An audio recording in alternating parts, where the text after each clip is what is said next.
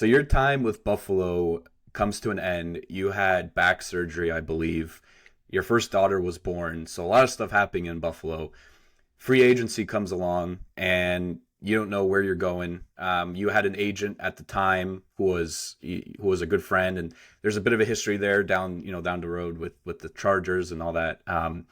But what's it like going through free agency and just not knowing who? Because at the time too, with your injuries, teams might have seen you as a bit risky just because of re-injury, but you always had that self-confidence in yourself, and the Chargers decided to take a leap of faith and sign you. But take us through like that free agency period and what it was like to sign with the Chargers back then while they were still in San Diego. Yeah, so the general manager, the same guy that called me to draft me in Buffalo, John Butler, left to go to San Diego. When he left, I was his first call. I didn't know where I was going when free agency started. I illegally heard one team that was offering me before you could offer, so I was interested in that. It didn't come to fruition, obviously, but they threw out a big number, and they're like, tell Wiley we got him when free agency starts. Well, when it started, things changed. But I didn't know where I was going, but I knew I was going to get paid. There was a thing like, if you get 10 sacks or more as a defensive end, especially in your contract year, you're getting paid. Like, it was just that simple. And so that was the law, and I had 10 and a half sacks. That was the same year I had that back surgery. So I'm coming off of back surgery, and I get 10 and a half sacks.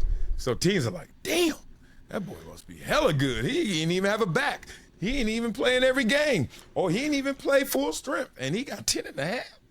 And I kept getting better every game as the season progressed. So I knew I was going to get paid, and that was a crazy feeling because to have money that you don't have, you don't know what to do. You're like, don't buy that.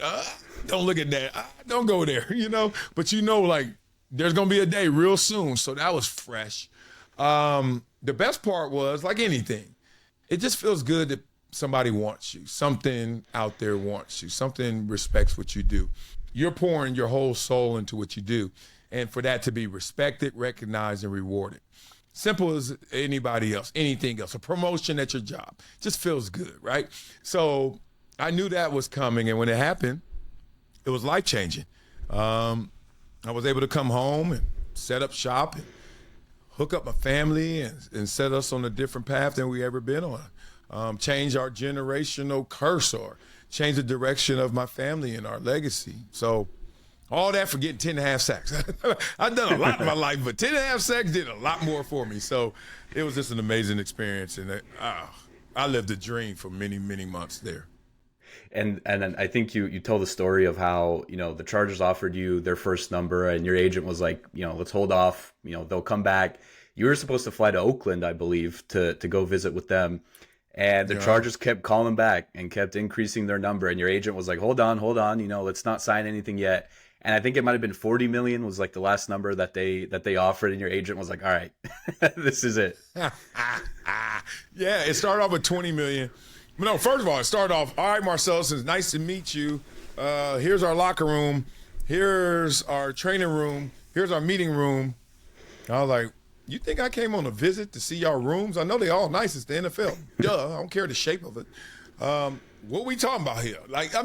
Get to it. You know what I mean? So what's the terms? And they didn't want to say it. They're we know you got a few other visits scheduled, so, we'll be in touch. Make sure you don't enjoy those visits, all right? But we'll be talking to your agent. I was like, I almost felt like, not shocked. I felt not disappointed. You know what I felt? A little embarrassed, and more importantly, I felt like let down, like they were like, didn't really believe in me. I was like, damn, you bring me all the way here for and didn't want to hang out. You know what I mean? So that was weird. But then I get to the airport. So I'm still in San Diego. And all of a sudden my agent called me and said, oh, where are you? I said, I'm about to get on the plane to go to Oakland. He's like, all right, stay still. Then that happened. Then he called me right back. Okay, they offered. I was like, they offered? I was just there. What you mean they offered? What happened on the drive over to the airport to change their mind? He was like, stay still. They offered 20.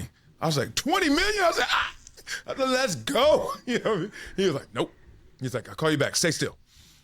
Call me back in 1 minute or 2 minutes. He's like, all right, they're up to 24. I'm like, 24? And he kept doing that, 28, 29, 34, 35. I said, if you don't take this money, dog, you know them food stamps are still in my face? And he was like, nope, we're not there yet. I'll tell you when we're there. Then he called me back and he was like, 40. I was like, and he's like, yeah, we taking 40. And then I'm not lying. He said 40. I said, you sure that's all we can get? He was like, if you don't get off this phone. I was like, yes. So then I ended up going back to the facilities and never going to Oakland. So that's how that played out.